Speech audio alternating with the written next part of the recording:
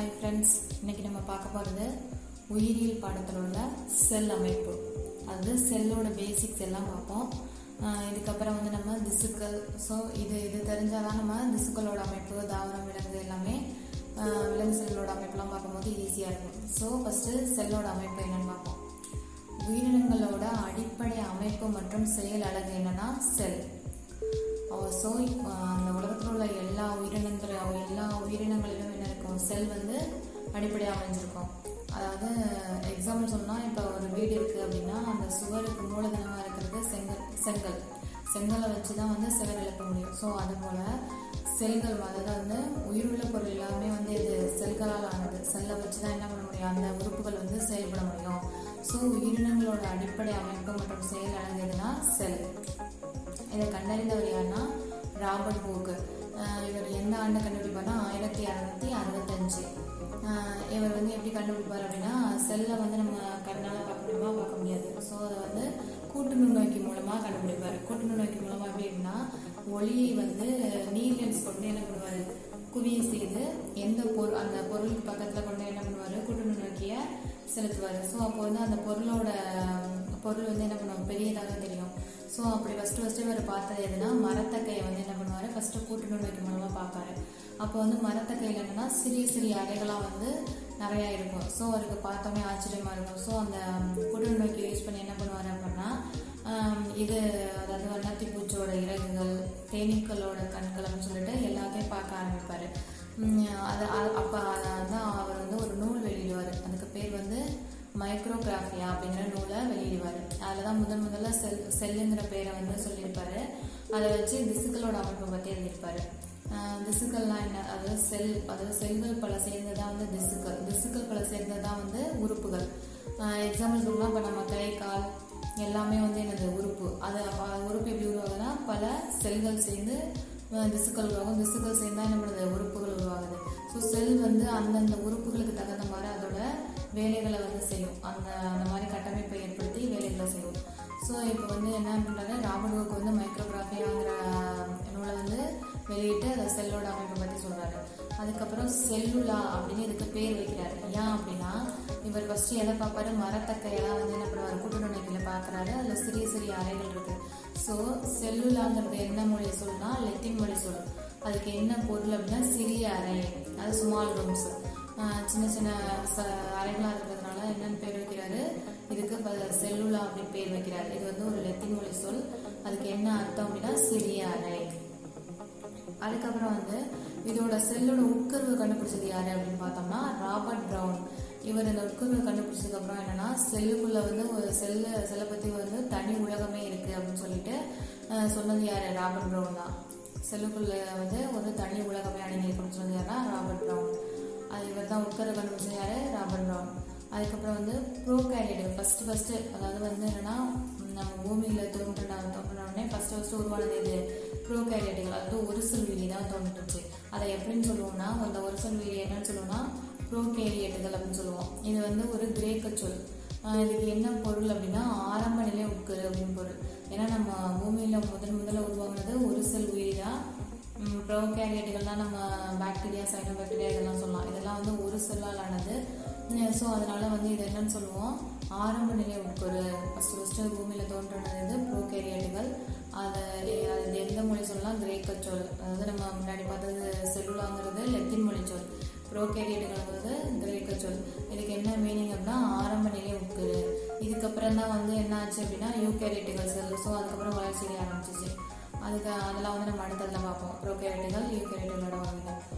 அதுக்கப்புறம் என்னன்னா, செல் உயிரியல் அப்படின்னா என்னன்னா, செல்லை பற்றி படிக்கும் அறிவியல் பிரிவு தான் என்னது, செல் உயிரியல். இப்போ நம்ம பார்க்க போகிறது செல்லோட வகைகள்.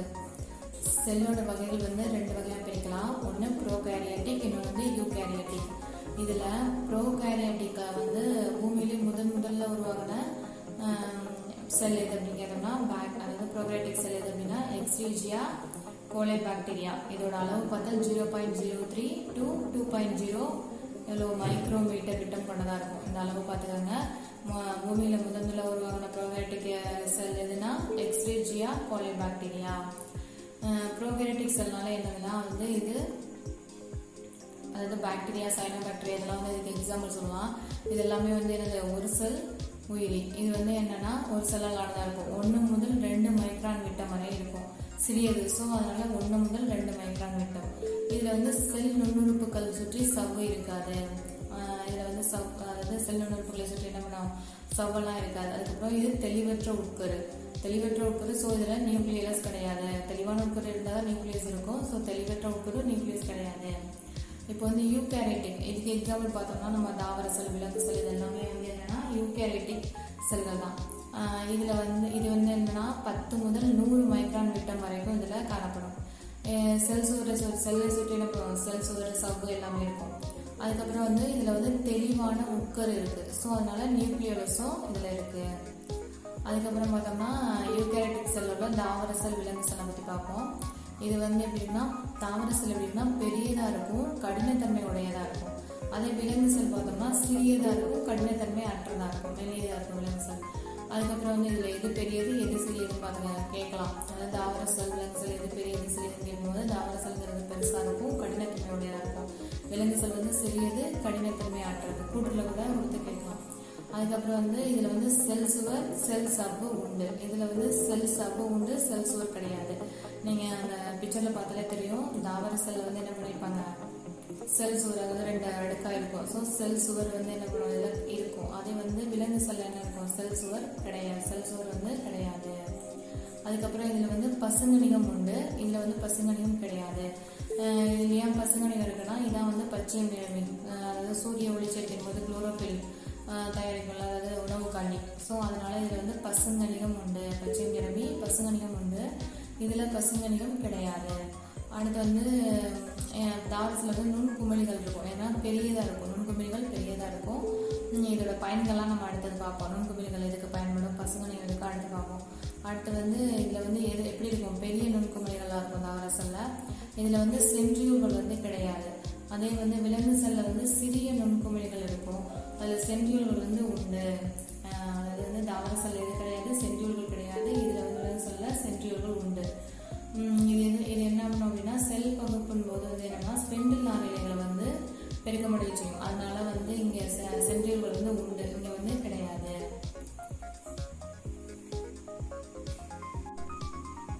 இப்போ நம்ம பார்க்க போகிறது வந்து செல் நுண்ணுறுப்புகளோட பணிகள், செல் நுண்ணுறுப்புகள் மற்றும் அதனோட பணிகளை பற்றி பார்ப்போம்.